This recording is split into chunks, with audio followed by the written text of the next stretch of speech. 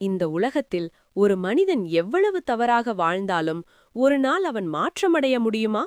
ஒரு கொள்ளைக்காரன், ஒரு கொலைகாரன், ஒரு பாவி, அவன் ஒரு முனிவராக, ஒரு சித்தராக, உலகமே போற்றும் கவிஞராக மாற முடியுமா?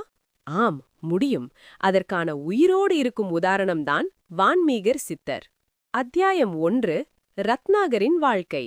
ஒரு காலத்தில் அவரின் பெயர் வான்மீகர் இல்லை, அவர் ரத்னாகர்.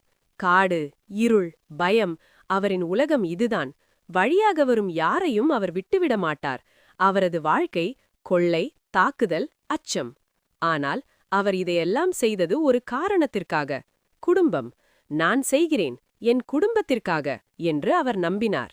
அத்தியாயம் 2. நாரதருடன் சந்திப்பு. ஒரு நாள் அவரது வாழ்க்கையை மாற்றிய நாள்.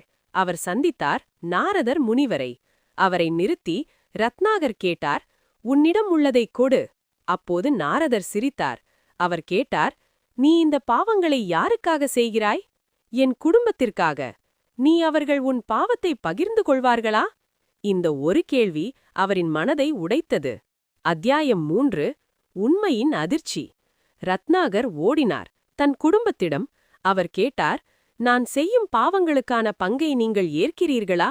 அவர்கள் சொன்னார்கள், இல்லை, நீ குடும்பத்திற்காக செய்கிறாய், ஆனால் பாவம் உன்னுடையது. அந்த நொடி அவரின் உலகம் சிதறியது. அத்தியாயம் 4. தவம் மற்றும் மாற்றம். அவர் திரும்பி வந்தார் நாரதரிடம். அவர் கேட்டார், எப்படி நான் பாவத்திலிருந்து வெளியேறுவது? நாரதர் சொன்னார், ராமநாமம் ஜபி. ஆனால் அவரால் ராமா என்று சொல்ல முடியவில்லை. அவர் சொன்னது மரா மரா. ஆனால் அது தொடர்ந்து சொல்லப்பட்டபோது ராமா ராமா. அவர் தியானத்தில் மூழ்கினார். நாட்கள், மாதங்கள், ஆண்டுகள். அவரைச் சுற்றி எறும்புகள் மண்மேடு கட்டின. வால்மீகம். அதிலிருந்து பிறந்தார் வால்மீகி. அத்தியாயம் 5. இராமாயணம். தவம் முடிந்தபின் அவர் ஒரு ஞானி, ஒரு கவிஞர், உலகின் முதல் கவிஞர். அவர் எழுதியது இராமாயணம். இது ஒரு கதையல்ல, தர்மத்தின் வழி, வாழ்க்கையின் வழிகாட்டி. அத்தியாயம் 6. சீதாதேவி. வனவாசத்தில் இருந்தபோது வான்மீகர் அவருக்கு அடைக்கலம் கொடுத்தார். அவரது ஆசிரமத்தில் லவனும் குஷனும் வளர்ந்தனர். அவர்களுக்கு கல்வி, தர்மம், வாழ்க்கை எல்லாம் கற்றுக் கொடுத்தார். அத்தியாயம் 7. சித்தரின் சக்தி.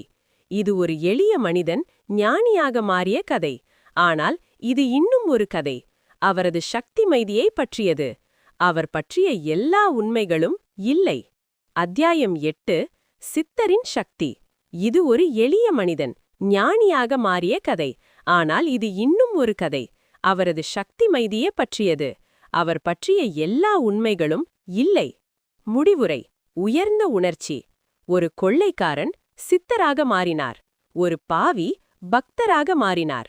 ஒரு சாதாரண மனிதன் உலகம் போற்றும் முனிவராக மாறினார். இதுதான் வான்மீகர் சித்தர். முடிவுரை. மென்மையான இசை.